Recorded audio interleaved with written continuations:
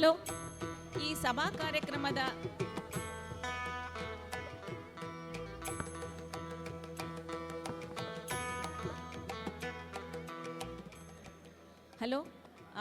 ಎಲ್ಲರಿಗೂ ನಮಸ್ಕಾರ. ಈಗ ನಾವು ಸಭಾ ಕಾರ್ಯಕ್ರಮವನ್ನು ಶುರು ಮಾಡ್ತಾ ಇದ್ದೇವೆ. ಈ ಸಭಾ ಕಾರ್ಯಕ್ರಮದ ನಿರೂಪಕಿಯಾಗಿ ನಮ್ಮ ಪ್ರಭಾಕರ್ ರಾವ್ ಅವರ ಮೊದಲ ಮೊಮ್ಮಗಳು ಕೃತಿ ರಾವ್ ಮಂಗಳೂರವರು ಮಾಡ್ತಾ ಇದ್ದಾರೆ. So I am very grateful for her. ಇದು ಅವಳ ಮೊದಲನೇ ಈ ಥರ ಕನ್ನಡದಲ್ಲಿ ಸಭಾ ಕಾರ್ಯಕ್ರಮ ಮಾಡ್ತಾ ಇರೋದು. ಅವಳು ಕಾಲೇಜಲ್ಲಿ ಸ್ಕೂಲಲ್ಲಿ ಎಲ್ಲ ಮಾಡಿದ್ದಾಳೆ, ಬಟ್ ಇಲ್ಲಿ ನವಗಿರಿನಲ್ಲಿ ಇದು ಒಂಥರ ಡಿಫ್ರೆಂಟ್ ಕಾರ್ಯಕ್ರಮ ಅಲ್ಲ, ಹಾಗೆ.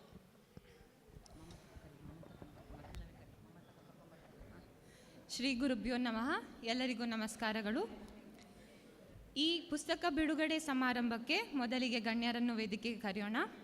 ಪ್ರಪ್ರಥಮವಾಗಿ ಈ ಸಮಾರಂಭದ ಅಧ್ಯಕ್ಷತೆಯನ್ನು ವಹಿಸಿರುವಂತಹ ನನ್ನ ಅಜ್ಜನಾದ ಪ್ರಭಾಕರ್ ರಾವ್ ಅಜ್ಜ ಇವರನ್ನು ಕಲ್ಬಾವಿ ರಮೇಶ್ ಅಜ್ಜ ಇವರು ವೇದಿಕೆಗೆ ಕರ್ಕೊಂಡು ಬರಬೇಕು.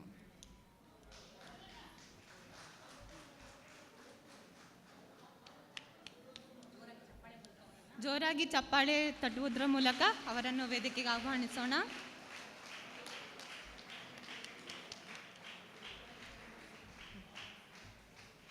ಹಾಗೆ ಮುಖ್ಯ ಅತಿಥಿಗಳಾಗಿ ಇರ್ತಕ್ಕಂತಹ ಅನ್ಸೂಯ ದೊಡ್ಡ ಅವರನ್ನು ಅವರ ಸುಪುತ್ರಿಯಾದ ಮಮತಾತೆ ವೇದಿಕೆಗೆ ಕರ್ಕೊಂಡ್ಬರಬೇಕು.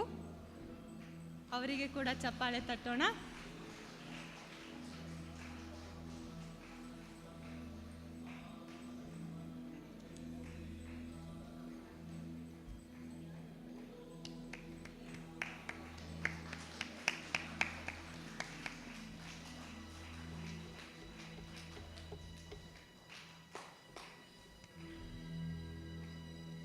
ಈ ಕಾರ್ಯಕ್ರಮದ ಸಂಪಾದಕಿಯಾಗಿರುವಂತಹ ನಮ್ಮ ಸ್ಮಿತಾ ಅತ್ತೆ ಇವರನ್ನು ಮಂಗಳಾ ಮಾಮಿ ಇಲ್ವಾ ಅಮೃತ ಚಿಕ್ಕಮ್ಮ ಇವ್ರವ್ರನ್ನ ವೇದಿಕೆ ಕರ್ಕೊಂಡ್ಬರ್ಬೇಕು.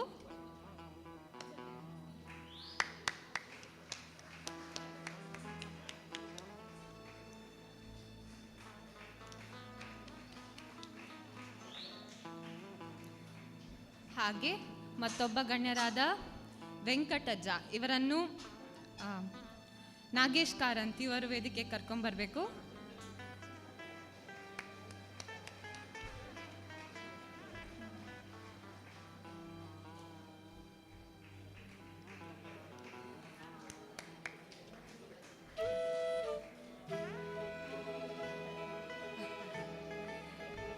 ನಂತರ ಈ ಕಾರ್ಯಕ್ರಮದ ಇನ್ನೋರ್ವ ಗಣ್ಯರಾದ ನನ್ನ ಅಪ್ಪ ಕೃಷ್ಣ ಮಂಗಳೂರು ಇವರನ್ನು ಅನಿಲ್ ಮಾವ ಇವರು ವೇದಿಕೆ ಕರ್ಕೊಂಡ್ಬರ್ಬೇಕು.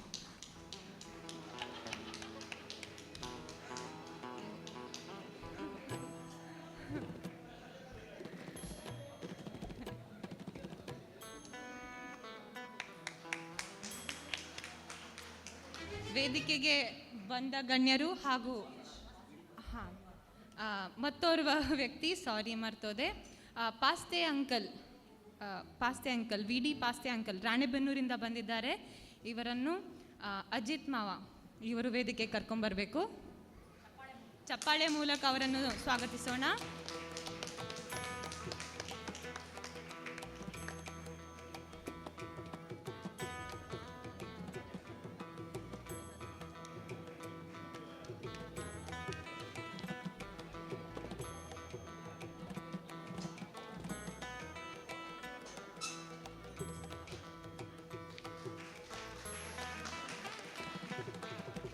ವೇದಿಕೆಗೆ ಬಂದಂಥ ಗಣ್ಯರು ಹಾಗೂ ಅವರನ್ನು ಕರೆತಂದಂಥ ಎಲ್ಲರಿಗೂ ಕೂಡ ಧನ್ಯವಾದಗಳು.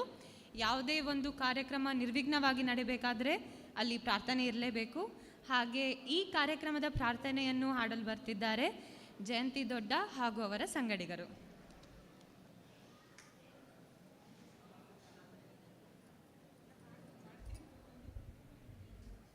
ವಕ್ರತುಂಡ ಮಹಾಕಾಯ ಕೋಟಿ ಸೂರ್ಯ ಸಮಪ್ರಭಾ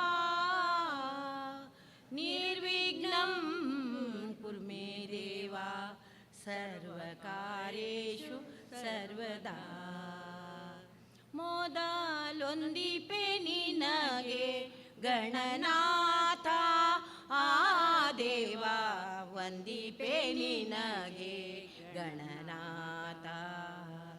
ಬಂದ ವಿಘ್ನಗಳ ಕಳೆ ಗಣನಾಥ ದೇವ, ಬಂದ ವಿಘ್ನಗಳ ಕಳೆ ಗಣನಾಥ ದೇವ, ವಂದಿಪೆ ನಿನಗೆ ಗಣನಾಥ.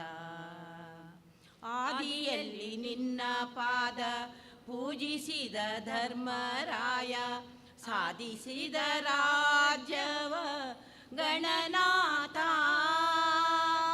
ಮಂಗಳ ಮೂರುತಿ ಗುರು ರಂಗವಿಠಲನ ಪಾದ, ಹಿಂಗದೆ ಭಜಿಪೆ ಗಣನಾಥ. ಮೊದಲೊಂದಿಪೆ ನಿನಗೆ ಗಣನಾಥ, ಮೊದಲೊಂದಿಪೆ ನಿನಗೆ ಗಣನಾಥ, ಮೊದಲೊಂದಿಪೆ ನಿನಗೆ ಗಣನಾಥ. ವಂದಿಪೆ ನಿನಗೆ ಗಣನಾಥ ಆ ದೇವ, ವಂದಿಪೆ ನಿನಗೆ ಗಣನಾಥ. ನಮಸ್ಕಾರ.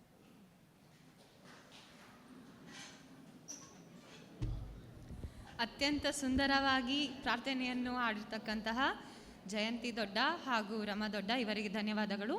ಈಗ ವೇದಿಕೆ ಮೇಲೆ ಇರ್ತಕ್ಕಂಥ ಎಲ್ಲರನ್ನೂ ಸ್ವಾಗತಿಸಲು ಬರುತ್ತಿದ್ದಾರೆ ನನ್ನ ತಾಯಿ ಸ್ವಾತಿ ಮಂಗಳೂರು.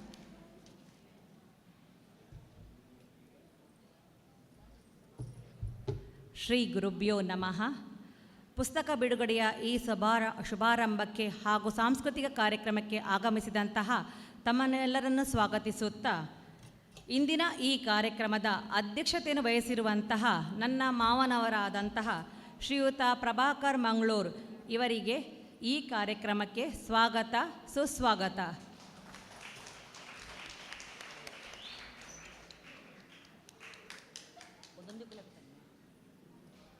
ಅಂತೆಯೇ ಪುಸ್ತಕ ಬಿಡುಗಡೆಯನ್ನು ನಿರ್ವಹಿಸುತ್ತಿರುವಂತಹ ನಮ್ಮ ಅತ್ತೆಯವರಾದಂತಹ ಅನುಸೂಯ ಅವರಿಗೂ ಸಹ ಕಾರ್ಯಕ್ರಮಕ್ಕೆ ಸ್ವಾಗತ ಸುಸ್ವಾಗತ.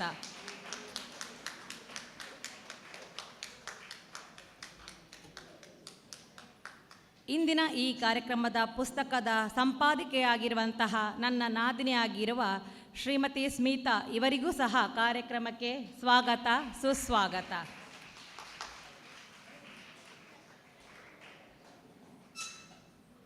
ಮತ್ತೋರ್ವ ಅತಿಥಿಯಾಗಿರುವಂತಹ, ಯಾವಾಗಲೂ ಯಾವುದೇ ಕಾರ್ಯಕ್ರಮಕ್ಕೆ ನಮ್ಮ ಬೆನ್ನೆಲುಬು ಆಗಿರುವಂತಹ ವೆಂಕಟರಾಮ ಮಾವ ಅವರಿಗೂ ಕೂಡ ಸ್ವಾಗತ ಸುಸ್ವಾಗತವನ್ನು ಕೋರುತ್ತೇನೆ.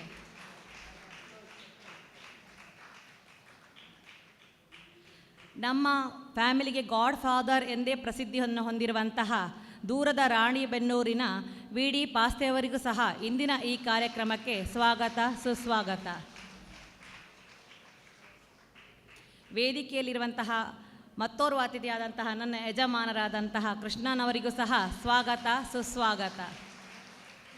ಅಂತೆಯೇ ಯಾವುದೇ ಒಂದು ಕಾರ್ಯಕ್ರಮವು ಚೆನ್ನಾಗಿ ನಿರ್ವಿಘ್ನವಾಗಿ ನಡೆಯಬೇಕೆಂದರೆ ಮತ್ತು ಯಶಸ್ವಿಯಾಗಬೇಕಾದರೆ ಎಲ್ಲ ಸಭಿಕರು ಬಂಧು ಮಿತ್ರರು ಇರಬೇಕು. ಅಂತೆಯೇ ತಮಗೆಲ್ಲರಿಗೂ ಸ್ವಾಗತ ಸುಸ್ವಾಗತವನ್ನು ಕೋರುತ್ತಾ ನನ್ನ ಈ ಮಾತನ್ನು ಮುಗಿಸುತ್ತೇನೆ. ಧನ್ಯವಾದಗಳು.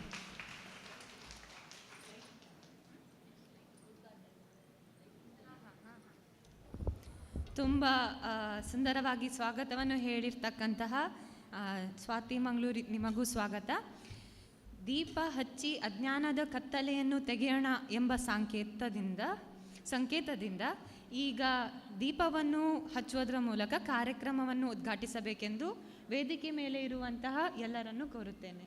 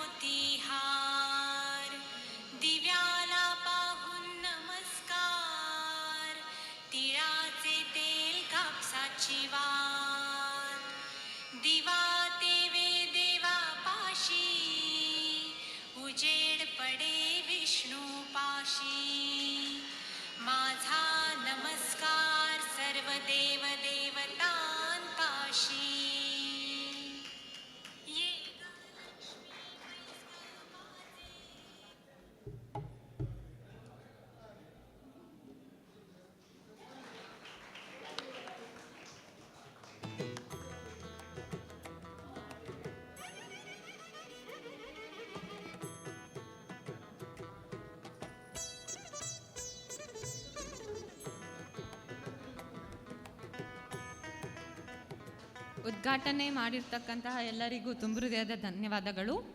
ಈಗ ಈ ಕಾರ್ಯಕ್ರಮದ ಪ್ರಾಸ್ತಾವಿಕ ನುಡಿಯನ್ನು ಹೇಳಲು ಸ್ಮಿತಾ ಅತ್ತೆ ಇವರನ್ನು ಕೇಳಿಕೊಳ್ಳುತ್ತೇನೆ.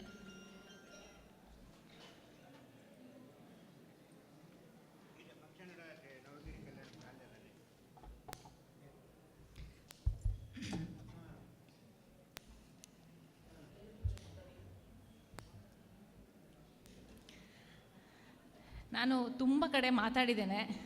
ಸ್ಟೇಜ್ ಫಿಯರ್ ಅಲ್ಲ, ಬಟ್ ಈ ಥರ ಕಾರ್ಯಕ್ರಮದಲ್ಲಿ ಇದೇ ಮೊದಲ ಬಾರಿಗೆ ನಾನು ಮಾತಾಡ್ತಾ ಇರೋದು. ಹಾಗಾಗಿ ಮತ್ತೆ ಈ ಕಾರ್ಯಕ್ರಮ ಒಂಥರ ಬೇರೆ ಥರ ಬೇರೆ ಸಭಾ ಕಾರ್ಯಕ್ರಮ ಥರ ಇಲ್ಲದ ಕಾರಣ, ಹಾಗೂ ಈ ನನ್ನ ತಂದೆಯ ಮೇಲೆ ಪುಸ್ತಕವನ್ನು ಬರೆಯಬೇಕೆಂದು ನನಗೆ ಹಲವು ವರ್ಷಗಳಿಂದ ನನ್ನ ಮನಸ್ಸಿನ ಅಲ್ಲದಲ್ಲಿತ್ತು. ಏಕೆಂದರೆ ಅವರ ವ್ಯಕ್ತಿತ್ವವೇ ಹಾಗೆ. ಅವರು ನಮ್ಮ ಕುಟುಂಬಕ್ಕಷ್ಟೇ ಅಲ್ಲ, ಹಾವೇರಿ ಊರಿಗಷ್ಟೇ ಅಲ್ಲ, ರಾಣೆಬೆನ್ನೂರಿಗಷ್ಟೇ ಅಲ್ಲ, ಈವನ್ ನಮ್ಮ ವ್ಯಕ್ತಿತ್ವವನ್ನು ರೂಪಿಸುವುದರಲ್ಲಷ್ಟೇ ಅಲ್ಲ, ಅವರ ಜೀವನದ ಶೈಲಿಯೇ, ಅವರು ಜೀವನ ನಡೆಸಿದಂತಹ ರೀತಿಯೇ ಒಂದು ಎಲ್ಲರಿಗೂ ಹೇಗೆ ಜೀವನ ನಡೆಸಬೇಕು ಅನ್ನೋದು ಒಂದು ಪಾಠ ಥರ. ಆದರೆ ಕನ್ನಡದಲ್ಲಿ ಪುಸ್ತಕ ಬರೆಯುವುದು, ನನಗೆ ಕನ್ನಡ ಮೀಡಿಯಮ್ ಆದ್ರೂ ಸುಮಾರು ಒಂದು 20 ವರ್ಷದಿಂದ ಆಂಗ್ಲ ಭಾಷೆಯೇ ಜಾಸ್ತಿ ಉಪಯೋಗಿಸಿದ ಕಾರಣ ಕನ್ನಡದಲ್ಲಿ ಪುಸ್ತಕ ಬರೆಯುವಷ್ಟು ಧೈರ್ಯ ನನಗೆ ಇರಲಿಲ್ಲ. ಸೊ ಹಾಗಾಗಿ ನಾನು ಯಾವಾಗ ನಮಗೆ ವಿಷಯದಲ್ಲಿ ಧೈರ್ಯ ಇರೋದಿಲ್ವೋ ಆವಾಗ ನಾವು ಏನು ಮಾಡ್ತೇವೆ, ಅದನ್ನು ಪೋಸ್ಟ್ಪೋನ್ ಮಾಡ್ತೇವೆ, ಮುಂದೆ ಮಾಡುವ ಅಂತ. ಹೀಗೆ ಮಾಡ್ತಾ ಇರಬೇಕಾದ್ರೆ ನನಗೆ ಹಿಂದಿನ ವರ್ಷ ನಾನು ಲಂಡನ್ನಿಗೆ ಹೋಗಿದ್ದೆ. ಆವಾಗ ನಾನು ಏನೋ ಒಂದು ಪುಸ್ತಕ ಬರೆಯುವ ಅಂತ ಅಂದ್ಕೊಂಡಿದ್ದೆ, ಬಟ್ ಲಂಡನ್ನಿಗೆ ಹೋಗಿದ್ದೆ. ಅಲ್ಲಿ ನಾವು ಇಲ್ಲಿ ಥರನೇ ಇಲ್ಲೊಂದು ಪುತ್ತಿಗೆ ಮಠ ಉಂಟು. ಅಲ್ಲಿ ಒಬ್ಬರು ಭಟ್ರನ್ನು ಇದು ಯೋಗೇಂದ್ರ ಭಟ್ರ ಅಂತ ಒಬ್ಬರು ಭಟ್ರು ಸಿಕ್ಕರು. ನಾನು ಅವರಿಗೆ ಈ ವಿಷಯದನ್ನು ಹೇಳಿದೆ. ಆವಾಗ ಅವ್ರು ಹೇಳಿದರು, ಕನ್ನಡ ಸರಿ ಇರ್ಬೋದು, ತಪ್ಪಿರ್ಬೋದು, ಬಟ್ ನೀವು ಪುಸ್ತಕ ಬರೆದ್ರೆ ಅದೇ ನಿಮ್ಮ ತಂದೆಗೆ ತುಂಬ ಸಂತೋಷವನ್ನು ಕೊಡುತ್ತೆ. ನೀವು ಬೇರೆ ಯಾರೋ ಹತ್ರ ಬರೆದ್ರೆ ಅದು ಸರಿ ಆಗೋದಿಲ್ಲ. ಸೊ ನಿಮ್ಮ ಪ್ರಯತ್ನ ಮಾಡಿ, ಅದು ಏನೇ ಆಗಲಿ ಅದನ್ನು ದೇವರಿಗೆ ಬಿಡಿ ಅಂತ. ಸೊ ಈ ಪುಸ್ತಕ ಬರೆಯಲು ನನಗೆ ಸುಮಾರು 1 ವರ್ಷ ತಗೊಂಡಿದೆ ಅಂತ ಹೇಳ್ಬೋದು. ಏನು ಬರೀಲಿ, ಹೇಗೆ ಬರೀಲಿ ಅಂತ ನಾನು ಇಂಗ್ಲೀಷಲ್ಲಿ, ಅಥವಾ ನನಗೆ ನನ್ನ ವ್ಯವಹಾರದಲ್ಲಿ ಬೇಕಿದ್ದ ಹಾಗೆ ನಾನು 2 ಪುಸ್ತಕವನ್ನು ಆಲ್ರೆಡಿ ನಾನು ಬರೆದಿದ್ದೇನೆ. ಹಾಗಾಗಿ ಪುಸ್ತಕ ಹೇಗೆ ಬರೆಯುವುದು ಅಂತ ನನಗೆ ಅದರದ ಜ್ಞಾನ ಇತ್ತು. ಆದರೆ ಇದು ಒಂದು ಕೌಟುಂಬಿಕ ವ್ಯಕ್ತಿತ್ವದ ಮೇಲೆ ಒಂದು ಪುಸ್ತಕ, ಒಂದು ಕುಟುಂಬದ ರಿಲೇಟೆಡ್ ಪುಸ್ತಕ. ಹಾಗಾಗಿ ಏನು ಬರೆಯುವುದು ಅಂತ ಯೋಚನೆ ಮಾಡಿದಾಗ, ಹೀಗೆ ಯೋಚನೆ ಮಾಡ್ತಾ ಅದು ತನ್ನಂತಾನೇ ಒಂದು ರೂಪುಗೊಳ್ಳುತ್ತಲ್ಲ, ಹಾಗೆ ಈ ಪುಸ್ತಕ ರೂಪುಗೊಂಡಿದೆ. ಈಗ ಈ ಪುಸ್ತಕ ಏನಿರ್ಬೋದು ಅಂತ ನಿಮಗೆಲ್ಲ ಕುತೂಹಲ ಇದೆ. ಆ ಪುಸ್ತಕದಲ್ಲಿ ನನ್ನ ಅಪ್ಪನ ನಾವು ಹೊಗಳುವುದು ಅದಕ್ಕಿಂತ ಜಾಸ್ತಿ ಅವರ ಜೀವನದಲ್ಲಿ ನಡೆದ ಘಟನೆಗಳನ್ನು ಈ ಪುಸ್ತಕದಲ್ಲಿ ನಾವು ವಿವರಿಸಿದ್ದೇವೆ. ಈ ಪುಸ್ತಕ ಬರೆದದ್ದು ನಾನಾದರೂ ಈ ಪುಸ್ತಕ ನನ್ನ ತಂದೆಯವರದ್ದು, ಅಂದರೆ ತಂದೆಯ ಆತ್ಮಕಥೆ. ಸೊ ನೀವು ಪುಸ್ತಕ ಓದ್ತಿರ್ಬೇಕಾದ್ರೆ ನನ್ನ ತಂದೆಯನ್ನು ಯೋಚನೆ ಮಾಡಿಕೊಂಡು ಪುಸ್ತಕ ಓದಬೇಕು, ನನ್ನ ತಂದೆ ಜೀವನದಲ್ಲಿ ಹೇಗಾಯಿತು ಅಂತ. ಏಕೆಂದರೆ ನಾನು ಫಸ್ಟಿಗೆ ಅಂದ್ಕೊಂಡು ನಾನು ನನ್ನಷ್ಟಕ್ಕೆ ಪುಸ್ತಕ ಬರೆಯುವ, ನನ್ನ ತಂದೆ ಹೀಗಾಯಿತು ಅಂತ. ಬಟ್ ಆಮೇಲೆ ಏನಿಸ್ತು, ನನ್ನ ತಂದೆಗೆ ನಮಗೆ ಹೇಗೆ ನಮ್ಮ ತಂದೆ ಸ್ಫೂರ್ತಿ, ಅವರಿಗೆ ಅವರ ತಂದೆ, ಅದು ಕೃಷ್ಣರಾವ್ ಪಣಂಬೂರು, ಅವರು ಸ್ಫೂರ್ತಿ. ಸೊ ಹಾಗಿದ್ದಾಗ ನಮಗೆ ನನ್ನ ಅಜ್ಜನ ಬಗ್ಗೆ, ಅಂದರೆ ಸುಮಾರು 1920ನೇ ಇಸ್ವಿಯಿಂದ ಈ ಪುಸ್ತಕ ಶುರುವಾಗ್ತದೆ. ಅಂದರೆ ಯೋಚನೆ ಮಾಡಿ, 106 ವರ್ಷಗಳ ಹಿಂದಿಂದ ಕತೆಗೆ ಇದು. ಸೊ ಹಾಗಿದ್ದಾಗ ನಮಗೆ ಆವಾಗ ಅನ್ನಿಸ್ತು, ಇಲ್ಲ ನನ್ನ ತಂದೆಯ ಥರನೇ ನಾವು ತಂದೆಯೇ ಪುಸ್ತಕ ಬರೆದಂಗೆ ಇರಲಿ ಅಂತ. ಪ್ರಥಮ ಅಧ್ಯಾಯ ಅದು ಸವಿ ನೆನಪು ಅಂತ, 2 ಅಧ್ಯಾಯ ಇರೋದು ಈ ಪುಸ್ತಕದಲ್ಲಿ, ಸವಿ ನೆನಪು ಅಂತ. ನನ್ನ ತಂದೆಯ ಜೀವನದಲ್ಲಿ ಆದ ಘಟನೆಗಳು, ಅವರಿಗೆ ನೆನಪಿರುವ ಘಟನೆಗಳು, ಅವರಿಗೆ ಮರೆಯಲಾರದಂತಹ ಒಂದು ಕೆಲವು ಘಟನೆಗಳಾಗಿದ್ದು, ವೆರಿ ಇಂಟ್ರೆಸ್ಟಿಂಗ್ ಸ್ಟೋರೀಸ್ ಅಂತ ಹೇಳ್ಬೋದು. ಸೊ ಆ ಥರ ಈಗ ಪುಸ್ತಕಗಳನ್ನು ಅದು ಒಂದು ಅಧ್ಯಾಯ. ಆದರೆ 2ನೇ ಅಧ್ಯಾಯ ನನ್ನವರು ನನ್ನನ್ನು ಕಂಡಂತೆ ಅಂತ. ನನ್ನ ತಂದೆಯ ಬಗ್ಗೆ ನಾವು, ಅಂದರೆ ಅವರ ಸುತ್ತಮುತ್ತಲಿನವರು, ಅಂದರೆ ಜಾಗ ಕಮ್ಮಿ ಇದ್ದ ಕಾರಣ ಬರೀ 6 ಜನರನ್ನಷ್ಟನ್ನೇ ತಗೊಂಡಿದ್ದೇವೆ. ಅವರು ನನ್ನನ್ನು ಕಂಡಂತೆ ವಿಷಯದಲ್ಲಿ ಅವರ ಜೀವನದಲ್ಲಾದ ಘಟನೆಗಳ ಬಗ್ಗೆ, ನನ್ನ ತಂದೆಯ ಬಗ್ಗೆ ಬರೆದಿದ್ದಾರೆ ಈ ಪುಸ್ತಕ. 2ನೇ ಅಧ್ಯಾಯ ಅದು ನನ್ನವರು ನನ್ನನ್ನು ಕಂಡಂತೆ. ಈ ಪುಸ್ತಕ ನಾವು ಮಾಡಬೇಕಾದ್ರೆ ಇದನ್ನು ಅದು ತುಂಬ ಎಂತ ಹೇಳ್ತಾರಲ್ಲ, ಈ ಪುಸ್ತಕ ಬರೆಯಬೇಕು. ನಾನು ಒಂದು 100 ಪೇಜಿದು ಒಂದು 2 ಪುಸ್ತಕವನ್ನು ಬರೆದು ಹಾಕಿ ಮುಗಿಸಿದ್ದೇನೆ, ಅಂದರೆ ಕಚ್ಚಾ ಕಾಪಿ ಅಂತ ಹೇಳ್ಬೋದಲ್ಲ. ಹಾಗೆ ಬರಿತಾ ಬರಿತಾ ನನಗೆ ಎಷ್ಟು ಒಂದು ಅನ್ನಿಸ್ತು ಅಂದರೆ, ಖುಷಿ ಅನ್ನಿಸ್ತು, ಸಮಾಧಾನ ಅನ್ನಿಸ್ತು. ಅಂದರೆ ಅದು ಒಂದು ಒಳ್ಳೆ ರೀತಿ ಥರ ಬರೋವಾಗ ಅನ್ನಿಸ್ತು. ಆದರೂ ಮನಸ್ಸಿನಾಳದಲ್ಲಿ ಚೆನ್ನಾಗಿದೆಯೋ ಇಲ್ಲೋ, ಎಲ್ಲರಿಗೂ ಅರ್ಥ ಆಗುತ್ತೋ ಇಲ್ಲೋ, ನಮ್ಮ ಮನೆ ಪುಸ್ತಕ, ನಮ್ಮ ಅಪ್ಪನ ಬಗ್ಗೆ ನಮಗೆ ಗೊತ್ತಿರುತ್ತೆ, ನಮಗೆ ಸುಲಭ ಅರ್ಥ ಮಾಡ್ಕೊಳ್ಳಿಕ್ಕೆ. ಬಟ್ ಬೇರೆಯವರು ಓದುಗರಿಗೆ ಹೇಗೆ ಅನಿಸುತ್ತೆ ಅನ್ನೋ ಒಂದು ಪ್ರಶ್ನೆ ನನ್ನಲ್ಲಿತ್ತು. ಹಾಗಾಗಿ ನಾವು ಏನು ಮಾಡೋದು ಅಂದರೆ, ಇದು ಸರ್ಪ್ರೈಸ್ ಆಗಿ ಒಂದು ವಿಡಿಯೋ ಮಾಡುವ ಅಂತ ಹೇಳಿ ಒಂದು ಯೋಚನೆ ಮಾಡಿದ್ವಿ. ಈ ವಿಡಿಯೋ ಮಾಡೋದು ಅಂತ ಯೋಚನೆ ಮಾಡಿದಾಗ ಇದಕ್ಕೆ ನನಗೆ ಸಹಕಾರ ನೀಡಿದ್ದು ನಮ್ಮ ಶ್ರವಣ್ ಅಮೀನ್ ಅವರು. ನಮ್ಮ ಕಂಪನಿಯಲ್ಲಿ ಓಜಸ್ ಕೋಸ್ಟಲ್ಲೇ ಕೆಲಸ ಮಾಡ್ತಾರೆ. Very smart 23 year old person. ಅವರು ನನ್ನ ಜೊತೆಗೂಡಿ ಪುಸ್ತಕದ ವಿನ್ಯಾಸ ಎಲ್ಲನೂ ಮಾಡಿದ್ದು ಅವರೇ. ಹಾಗೆ ನಾವು ಮಾಡ್ತಾ ಇರುವಾಗಲೇ ಇದಕ್ಕೆ ಒಂದು ಧ್ವನಿ ಬೇಕಲ್ಲ, ಒಂದು ಇದು ನನ್ನ ತಂದೆ ಹೇಳಿದ್ದು, ಈ ಪುಸ್ತಕ ಯಾವುದ್ರ ಬಗ್ಗೆ ಅಂತ ಹೇಳಬೇಕು ಒಂದು ಧ್ವನಿ ಬೇಕು. ಆ ಧ್ವನಿ ನಂದು ಹುಡುಗಿ ಆದ ಕಾರಣ ನನ್ನ ಧ್ವನಿ ಆಗೋದಿಲ್ಲ.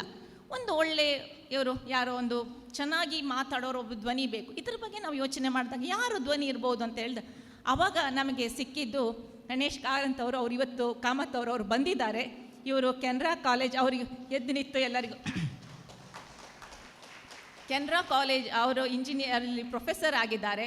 ಸೊ ನಾವು ಮತ್ತು ಶ್ರವಣ್ ಮೂಡಬಿದ್ರಲ್ಲಿದ್ದಾರೆ. ಅವರ ಮನೆಗೆ ಹೋಗಿ, ಅವರಿಗೆ ಪುರ್ಸೊತ್ತೇ ಇರಲಿಲ್ಲ, ಆದರೂ ಅವರ ಮನೆಗೆ ಹೋಗಿ ಅವರ ಜೊತೆ 3 ತಾಸು ಕುಳಿತುಕೊಂಡು ಏನೇನು ಈ ಟ್ರೇಲರ್ ಮಾಡಬೇಕಾದ್ರೆ, ಈಗ ನೀವು ತೋರಿಸ್ತೇವೆ ನಾವು ವಿಡಿಯೋ ಟ್ರೇಲರ್ ಇದೆ.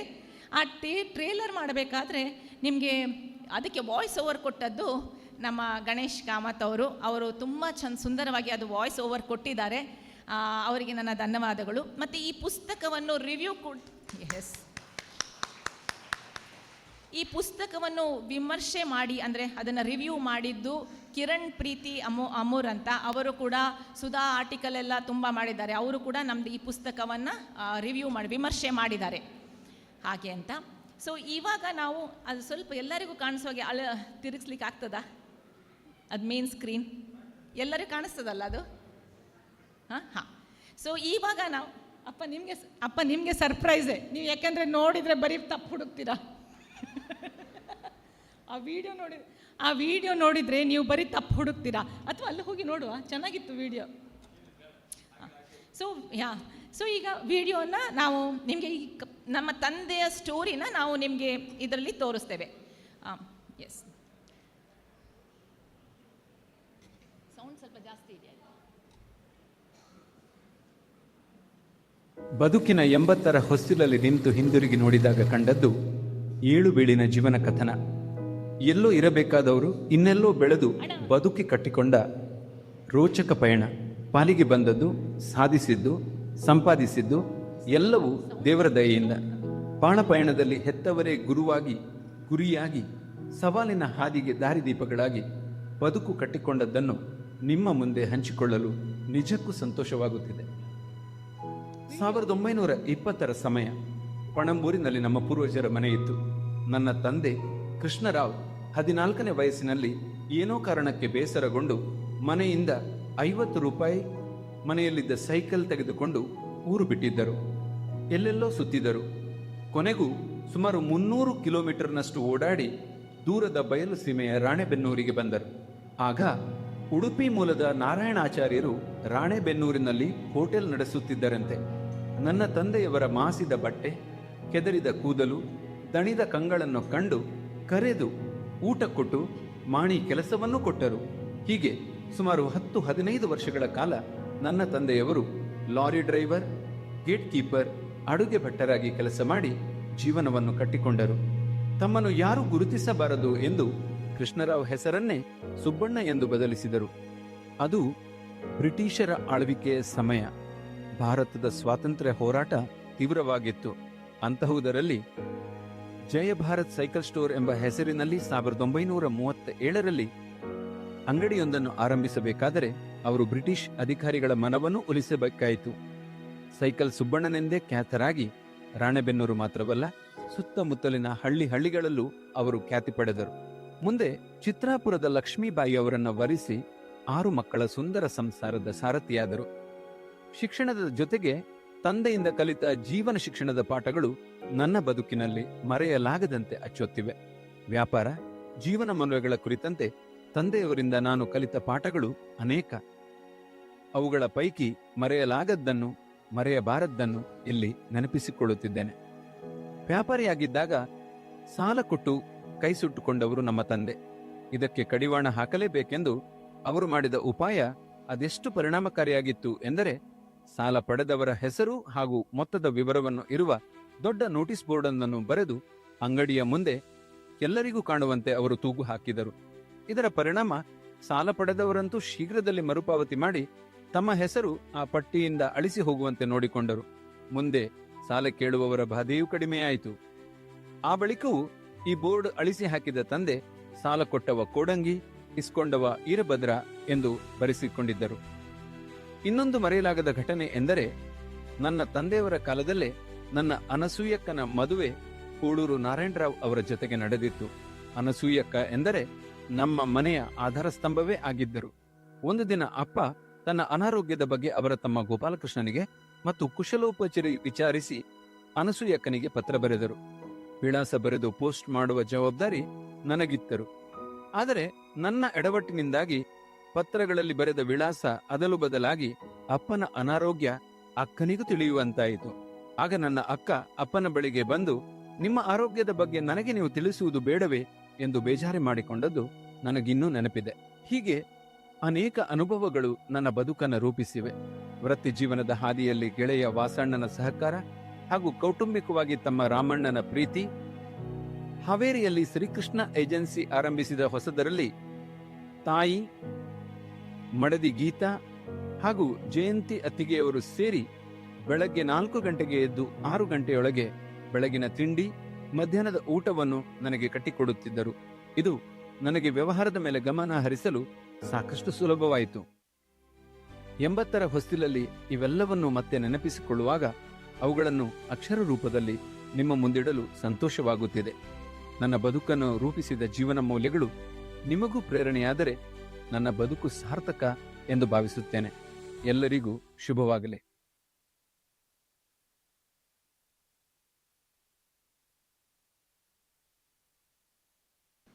ನನಗಿನ್ನೇನು ಮಾತಾಡುವುದಿಲ್ಲ. ಧನ್ಯವಾದಗಳು.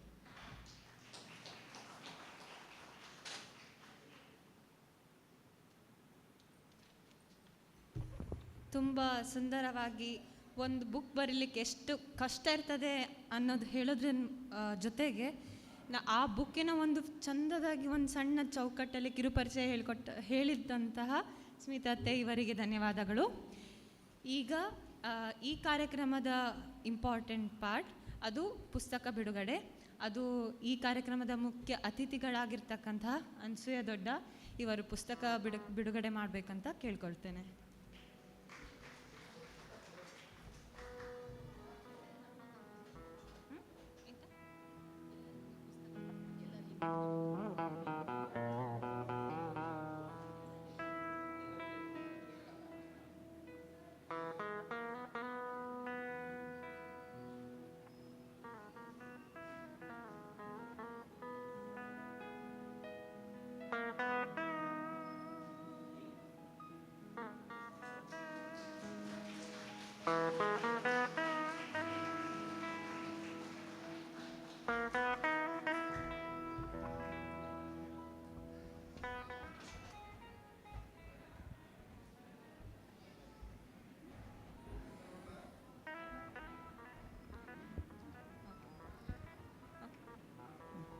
ಸಾಂಕೇತಿಕವಾಗಿ ಪುಸ್ತಕ ಬಿಡುಗಡೆ ಮಾಡಿರ್ತಕ್ಕಂತಹ ಎಲ್ಲರಿಗೂ ಧನ್ಯವಾದಗಳು. ಈಗ ಈ ಕಾರ್ಯಕ್ರಮದ ಮುಖ್ಯ ಅತಿಥಿಗಳಾದ ಅನ್ಸೂಯ ದೊಡ್ಡ ಒಂದೆರಡು ಮಾತನಾಡಬೇಕಂತ ಕೇಳ್ಕೊಳ್ತೇನೆ.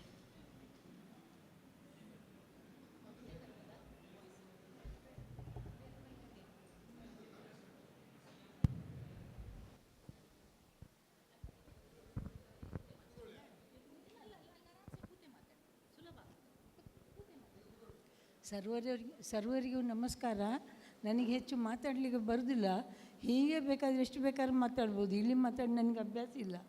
ಎಲ್ಲರಿಗೂ ನಮಸ್ಕಾರ. ನೀವೆಲ್ಲ ಇಲ್ಲಿ ಗೊತ್ತಿದ್ದವರೆಲ್ಲ ತುಂಬ ಜನ ಇದ್ದಾರೆ, ಅವರೇ ಮಾತಾಡ್ತಾರೆ, ಆಯಿತಾ?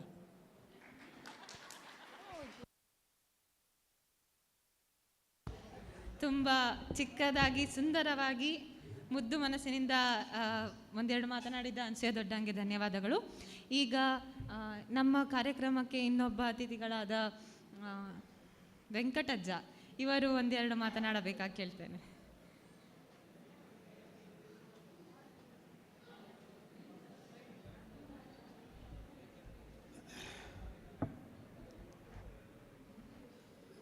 ಸಭಾಧ್ಯಕ್ಷರೇ, ಶ್ರೀಯುತ ಪಾಸ್ತೆಯವರು, ಯಾಕೆ ಹೇಳಿದ್ರೆ ಪಾಸ್ತೆಯವರು ಮತ್ತು ಪ್ರಭಾಕರ್ ರಾಯರು ಸುಮಾರು 70-75 ವರ್ಷಗಳಿಂದ ಸ್ನೇಹಿತರಾಗಿಯೇ ಇದ್ದವರು. ಅವರ ತಂದೆಯವರು ವಿ ಡಿ ಪಾಸ್ತೆಯವರು, ಅವರು ದೊಡ್ಡ ವ್ಯವಹಾರಸ್ಥರು ರಾಣೆಬೆನ್ನೂರಿನಲ್ಲಿ. ಹಾಗೂ ವೇದಿಕೆಯಲ್ಲಿರುವ ಎಲ್ಲ ಗಣ್ಯರೇ ಮತ್ತು ನಮ್ಮ ಪ್ರಭಾಕರ್ ರಾಯರ ಬಂಧುವರ್ಗದವರೇ, ಸ್ನೇಹಿತರೇ, ಈಗಾಗಲೇ ತಾವು ಕೆಲವು ವಿಚಾರಗಳನ್ನು ಕೇಳಿದ್ದೀರಿ. ನನಗೆ ಪ್ರಭಾಕರ ಪರಿಚಯ ಆದದ್ದು ಸುಮಾರು 52-53 ವರ್ಷಗಳ ಹಿಂದೆ. ಅವರ ಕೊನೆಯ ತಂಗಿಯ ವಿವಾಹ ಸಂದರ್ಭದಲ್ಲಿ ನನಗೆ ಪರಿಚಯ ಆದದ್ದು. ಈ ಪ್ರಭಾಕರ ತಂದೆಯ ಬಗ್ಗೆ ಹೇಳುವುದಿದ್ರೆ ಅದು ನಾನು ಕೇಳಿಕೊಂಡಂತೆ ಮತ್ತು ಕಂಡಂತೆ. ಯಾಕೆ ನಾನು ಅವರನ್ನು ಫಸ್ಟ್ ಕಂಡದ್ದು 1959-60ರಲ್ಲಿ ಎಂ ವಾಸುದೇವರಾಯರು ಮತ್ತು ಅವರ ಸ್ನೇಹಿತರು ಅವರ ಮನೆಗೆ ಬಂದು, ನಮ್ಮ ಮನೆಗೆ ಬಂದು ಚಿತ್ರ ಅವರ ಮಾವನ ಮನೆಗೆ ಹೋಗ್ತಾ ಇದ್ದಾಗ ಅವರನ್ನು ಫಸ್ಟ್ ನಾನು ಕಂಡದ್ದು. ಅದು 59-60 ಸಂದರ್ಭದಲ್ಲಿ. 1907ರಲ್ಲಿ ನಮ್ಮ ತಣ್ಣೀರು ಬಾವಿಯ ಉಪೇಂದ್ರ ಮಾಸ್ಟ್ರು ಮತ್ತು ನಾಗಮ್ಮನವರ ಪ್ರಥಮ ಪುತ್ರನಾಗಿ ಜನಿಸಿದವರು ಪ್ರಭಾಕರ್ ರಾಯರ ತಂದೆ. ಇವರು 13 ವರ್ಷದಲ್ಲಿ ಊರನ್ನು ಬಿಡುವ ಸಂದರ್ಭ ಬಂತು. ಯಾಕೆಂತ ಗೊತ್ತಿಲ್ಲ, ಅದು ಪ್ರಭಾಕರ ಭವನ ಗೊತ್ತಿರ್ಬೋದು. ಯಾಕೆಂದರೆ 1920ರಲ್ಲಿ ಆಗ ಹೇಳಿದಂತೆ ಅವರು ಊರು ಬಿಟ್ಟು ಹೊರ ಊರಿಗೆ ಹೋಗುವಂಥ ನಿರ್ಧಾರ ಮಾಡಿದರು. ಒಂದು ಸೈಕಲ್ ಹಿಡ್ಕೊಂಡು ಹೊರಟರು ಇಲ್ಲಿಂದ. ಆ ಸೈಕಲೇ ಅವರ ಮುಂದಿನ ನಾಮಾಂಕಿತವಾಯಿತು ಅಂತ ನಾವು ಹೇಳಬೇಕಾಗುತ್ತೆ. ಯಾಕೆ ಇಲ್ಲಿ ಕೊಂಡು ಹೋದ ಸೈಕಲು ಅದನ್ನು ಅವರು ನೆನಪಿಸಿಕೊಂಡೇ 1937ರಲ್ಲಿ ಅಲ್ಲಿ ಜಯ ಭಾರತ್ ಸೈಕಲ್ ಸ್ಟೋರ್ಸ್ ಎಂಬ ಒಂದು ಅಂಗಡಿಯನ್ನು ಇಟ್ಟರು. ಹಿರೇಕೆರೂರು, ದಾವಣಗೆರೆ, ಹರಿಹರ ಮತ್ತು ಸುತ್ತಮುತ್ತಲ ಹಲವು ಗ್ರಾಮಗಳಿಗೆ ಆಗ ಇವರೇ ಅಂಗಡಿಯ ಅದೇನು ಹೋಲ್ಸೇಲ್ ಡೀಲರ್ ಅಂತ ಹೇಳ್ತಾರೆ ನೋಡಿ, ಆ ರೀತಿಯಲ್ಲಿ ಅವರಾಗಿದ್ದರು. ಅವರ ಆ ಕಷ್ಟ ಜೀವನದ ಪರಿಚಯ ಆದದ್ದು ಪ್ರಭಾಕರ್ ರಾಯರಿಗೆ 1963ರಲ್ಲಿ. ಅಂದರೆ 1963ರಲ್ಲಿ ಅವರ ತಂದೆಯವರು ತೀರಿಕೊಂಡಾಗ ಸಂಪೂರ್ಣ ಜವಾಬ್ದಾರಿ ಪ್ರಭಾಕರ್ ರಾಯರ ಮೇಲೆ ಬಿತ್ತು. ಅವರು 3 ಜನ ಅಣ್ಣ ತಮ್ಮಂದರು. ಆದರೆ ಜವಾಬ್ದಾರಿ ಬಿದ್ದದ್ದು ಪ್ರಭಾಕರ್ ರಾಯರ ಮೇಲೆ. ಆ ಪ್ರಭಾಕರ್ ರಾಯರಿಗೆ ಆಗ 16 ವರ್ಷ. ಆ 16 ವರ್ಷದಲ್ಲಿ ದೊಡ್ಡ ಜವಾಬ್ದಾರಿಯನ್ನು ಅವರು ಹೊತ್ತು ಮುಂದೆ ಅನುಭವಿಗಳಾಗಿ ತಮ್ಮ ಅನುಭವವನ್ನು ತಮ್ಮ ಕುಟುಂಬಕ್ಕೂ ಅದನ್ನು ಕೊಟ್ಟು ಸಾರ್ವಜನಿಕರಿಗೆ ಕೊಟ್ಟು ಮಾಡಿದಂಥ ವಿಚಾರಗಳು ನಾನು ಹೇಳಲಿಕ್ಕೆ ಬಹಳ ಇದೆ. ಅದನ್ನು ಅಷ್ಟಲ್ಲೇ ಹೇಳಲಿಕ್ಕೆ ಹೋಗೋದಿಲ್ಲ. ಆದರೆ 1-2 ವಿಚಾರಗಳು ನಾನು ಹೇಳಲೇಬೇಕಾಗುತ್ತೆ. 1958ರಲ್ಲಿ ನಮ್ಮ ವಿದ್ಯಾದಾಯಿನಿ ಶಾಲೆಯಲ್ಲಿ ಒಂದು ರಾಮಕೃಷ್ಣ ರಂಗಮಂದಿರದ ವಿಚಾರದಲ್ಲಿ ಅದು ಆಗಿದಾಗ, ಬಟ್ ಅದಕ್ಕೆ ಡೊನೇಷನ್ ಸಂಗ್ರಹದಲ್ಲಿ ನನ್ನ ಮಾವನವರು ಪ್ರಭಾಕರ್ ರಾಯರ ತಂದೆಯವರು ಆಗಿನ ಕಾಲಕ್ಕೆ 2800 ರೂಪಾಯಿಗಳನ್ನು ಕೊಟ್ಟು ವಿದ್ಯಾದಾಯಿನಿ ಸಂಸ್ಥೆಯಲ್ಲಿ ಅವರ ಹೆಸರು ಒಂದು ಪರ್ಮನೆಂಟ್ ಆಗಿ ಉಳಿಯುವಂಥ ಕೆಲಸ ಮಾಡಿದ್ದಾರೆ. ಅದನ್ನು ಯಾಕೆ ಹೇಳ್ತಾ ಇದ್ದೆ ಅಂತ ಹೇಳಿದ್ರೆ 1957-58ರಲ್ಲಿ 10 ಗ್ರಾಮ್ ಚಿನ್ನದ ಬೆಲೆ 91 ರೂಪಾಯಿ. ನೆನ್ಪಿಟ್ಕೊಳ್ಳಿ, 10 ಗ್ರಾಮಿನ ಚಿನ್ನದ ಬೆಲೆ 91 ರೂಪಾಯಿ. ಅಂದರೆ ಈ 2870 ರೂಪಾಯಿಗೆ ಎಷ್ಟು ಚಿನ್ನ ಸಿಗ್ತಿತ್ತು ಅಂತ ಆಲೋಚನೆ ಮಾಡಿ. ಇದು it runs in crores, it not in lakhs if I am right. ಆ ರೀತಿಯಲ್ಲಿ ಆ ಮಾಡಿದ ಸಹಕಾರ. ಯಾಕೆ ಆಗಿನ ಕಾಲದಲ್ಲಿ 100 ರೂಪಾಯಿ ಕೊಟ್ಟವ್ರನ್ನು ಕೂಡ ನಾವು ವಿದ್ಯಾದಾಯಿನಿಯಲ್ಲಿ ಮಾರ್ಬಲ್ನಲ್ಲಿ ಬರೆದಾಗ್ತಿತ್ತು 100 ರೂಪಾಯಿ ಕೊಟ್ಟರೆ. ಆಗಿನ ಕಾಲದಲ್ಲಿ ಆ 2008 ರೂಪಾಯಿ ಕೊಟ್ಟು ನಮ್ಮ ಯಾಕೆ ಹೇಳಿದರೆ ಅವರು ಮತ್ತು ಆಗ ಹೇಳಿದಾಗೆ ಎಂ ವಾಸುದೇವರಾಯರು ಬಹಳ ಗಳಸ್ಯ ಗಂಟಸ್ಯದವರು. ಅವರು ಅವರ ಆ ಒಂದು ಚಟುವಟಿಕೆಗಳು ಮುಂದೆ ಅವರ ಮಗನಿಗೂ ಬಂತು, ಪ್ರಭಾಕರ್ ರಾಯರಿಗೂ ಬಂತು. ಇದು ಬರುವುದು ಬಹಳ ಕಮ್ಮಿ. ಕುಟುಂಬದಲ್ಲಿ ಆ ತಂದೆ ಹೇಳಿಕೊಟ್ಟಂಥ ಎಲ್ಲ ವಿಚಾರಗಳನ್ನು ಪರಿಪಾಲಿಸುವಲ್ಲಿ ನಾವು ಯಾವ ರೀತಿ ಶ್ರೀರಾಮನನ್ನು ಸ್ಮರಿಸ್ತೇವೋ ಆ ರೀತಿಯಲ್ಲಿ ನಾವು ಸ್ಮರಿಸಬೇಕಾಗುತ್ತೆ. ಕಾರಣ ಇಷ್ಟೇ, ನಮಗೂ ಈ ನವಗಿರಿಗೂ ಒಂದು ಸಂಬಂಧ ಉಂಟು, ಪ್ರಭಾಕರ್ ರಾಯರಿಗೂ ಒಂದು ಸಂಬಂಧ ಉಂಟು. ಯಾಕೆ ಹೇಳಿದ್ರೆ ನವಗಿರಿ ಪ್ರಾರಂಭವಾಗುವಾಗ ನಮಗೆ ದೊಡ್ಡ ಮೊತ್ತದ ಸಹಾಯವನ್ನು ಕೊಟ್ಟವರು ಪ್ರಭಾಕರ್ ರಾಯ್. ಈಗ 35 ವರ್ಷಗಳು ನಡೀತಾ ಇದೆ. ಆ ಪ್ರಾರಂಭದಲ್ಲಿ ಕೊಟ್ಟಂಥ ಅಮೌಂಟು ನಮಗೆಲ್ಲರಿಗೂ ಒಂದು ಮುಂದೆ ಹೋಗಲಿಕ್ಕೆ ಭಾಳ ಸಹಾಯ ಆಗಿದೆ. ಇದು 35, ಎಷ್ಟು ಅಮೌಂಟ್ ನಾನು ಹೇಳೋದಿಲ್ಲ, 35 ವರ್ಷಗಳ ಹಿಂದೆ. ಇನ್ನು ಅವರು ಯಾವಾಗಲೂ ಬಲಗೈಯಲ್ಲಿ ಕೊಟ್ಟದ್ದೊಂದು ಎಡಗೈ ಗೊತ್ತಾಗದೆ ಹಾಗೆ ವ್ಯವಹಾರ ಮಾಡುವವರು. ನನಗೆ ಸರಿಯೋ ತಪ್ಪೋ ಗೊತ್ತಿಲ್ಲ, ಇವರು ಯಾರಿಗೂ ಗೊತ್ತುಂಟೋ ಇಲ್ಲೋ ಗೊತ್ತಿಲ್ಲ. ಒಂದು ವಿಚಾರ ಮಾತ್ರ ಹೇಳ್ತೇನೆ. 1987ರಲ್ಲಿ ರಾಣೆಬೆನ್ನೂರಿನಲ್ಲಿ, ಆಗ ಇವರು ಹಾವೇರಿಗೆ ಬಂದಾಯಿತು, ರಾಣೆಬೆನ್ನೂರಿಂದ ಹಾವೇರಿ ಶಿಫ್ಟ್ ಆಗಿದ್ದಾರೆ.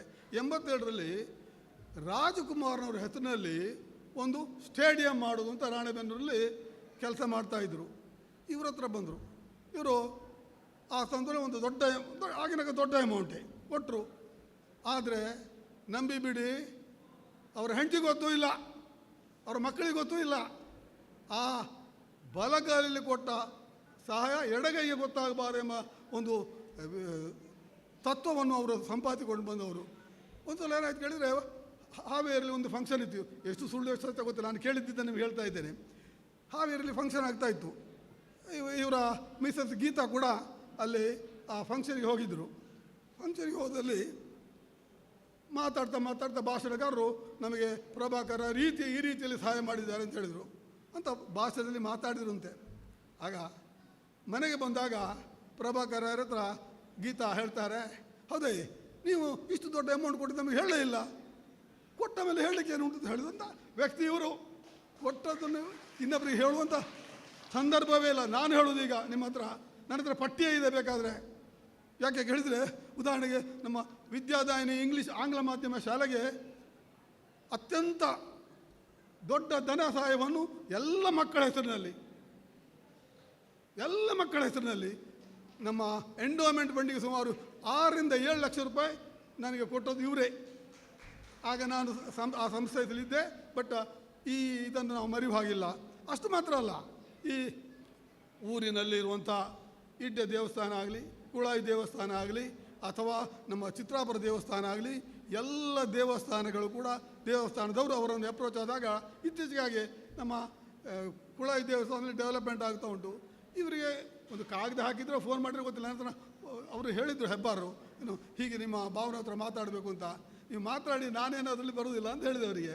ಬಟ್ ಅದು ಹೇಳಿ ಒಂದು ವಾರದ ಒಳಗೆ ಅವರಿಗೆ ಆ ಅಮೌಂಟ್ ಬಂದಿದೆ. ಎಷ್ಟು ಅಂತ ಹೇಳೋದಿಲ್ಲ. ಅದ್ಯಾಕೆ, ಈ ಮೊನ್ನೆ ನಾವು ಸುಮಾರು 70 ಲಕ್ಷ ರೂಪಾಯಿ ಲೆಕ್ಕಾಚಾರದಲ್ಲಿ ಈ ಸಭಾಭವನದ ಹೊರಗಿನ ಭಾಗ ಮತ್ತು ಮೇಲ್ಭಾಗವನ್ನು ರಚಿಸಿದ್ದೆವು. ಅದಕ್ಕೆ ಸುಮಾರು 70 ಲಕ್ಷ ರೂಪಾಯಿ ಖರ್ಚಾಗಿತ್ತು. ನಾವು ಯಾರನ್ನೂ ಕೇಳುವುದಿಲ್ಲ ಅಂತ ಆಲೋಚನೆ ಮಾಡಿದ್ದು. ಎಲ್ಲರೂ ಆಗಿನ ಧನ ಸಹಾಯ ಕೊಟ್ಟಿದ್ದಾರೆ. ಪ್ರಭಾಕರ್ ಅವರು ನಾವು ಕೇಳಲಿಕ್ಕೆ ಹೋಗಲಿಲ್ಲ. ಒಂದು ಸಲ ಬಂದಾಗ ಏನೋ ಒಂದು ಮಾತು ಬಂತು. ಆಗ ನಾನು ಒಂದು ಅಮೌಂಟ್ ಕೊಡ್ತೇನೆ ಅಂತ ಹೇಳಿದರು. ಮರುದಿನ ಆ ಅಮೌಂಟ್ ಬಂದಿದೆ ನಮಗೆ. ಅಂದರೆ ಈ ರೀತಿಯಲ್ಲಿ ಉದಾರಿಯಾಗಿ ಕೊಟ್ಟಂಥ ಮಾತನ್ನು ಪರಿಪಾಲಿಸುವುದರಲ್ಲಿ ತಪ್ಪದೆ ಆ ವೇದವಾಕ್ಯವನ್ನು ಇದು ಅವರ ಅನುಸರಣೆಯಲ್ಲಿ ತರುವುದರಲ್ಲಿ ಪ್ರಭಾಕರರಿಗೆ ಎತ್ತಿದ ಕೈ. ಇದು ಖಂಡಿತವಾಗಿಯೂ ನಾನು ಎಲ್ಲಿಯೂ ಉತ್ಪ್ರೇಕ್ಷೆ ಮಾಡಿ ಹೇಳ್ತಾ ಇಲ್ಲ ಯಾವ ವಿಚಾರವನ್ನು ಕೂಡ. ಆದರೆ ನಮ್ಮ ಊರಿನಲ್ಲಿ ನಾನು ಒಂದು ವೆಂಕಟರಾವ್ ಅಂತ ಒಂದು ಹೆಸರು ಬರಬೇಕಿದ್ರೆ ಒಂದು ರೀತಿಯಲ್ಲಿ ಕಾರಣ ಪ್ರಭಾಕರ್ ರಾಯರೇ. ಈಗ ಯಾವುದೇ ವಿಚಾರವನ್ನು ತಗೊಂಡ್ರು ಕೂಡ ಅವ್ರು ಹೇಳ್ತಾರೆ, ಎಲ್ಲ ನೀವೇ ಮಾಡಿದ್ದು ನನ್ನ ಹತ್ರ, ನಾನು ಏನು ಮಾಡಿದ್ದೂ ಇಲ್ಲ, ಎಲ್ಲವನ್ನು ನಮ್ಮನ್ನು ಒಂದು ಮಟ್ಟಕ್ಕೆ ತಂದವರು ಅಂತ ಹೇಳಿದ್ರೆ ಪ್ರಭಾಕರ್ ರಾಯರು. ಈ ಬಗ್ಗೆ ನಾವು ಹೇಳುವುದು ಇಷ್ಟೇ, ಹೆಚ್ಚು ಮಾತಾಡಿಕೊಂಡು ಹೋಗುವುದಿಲ್ಲ.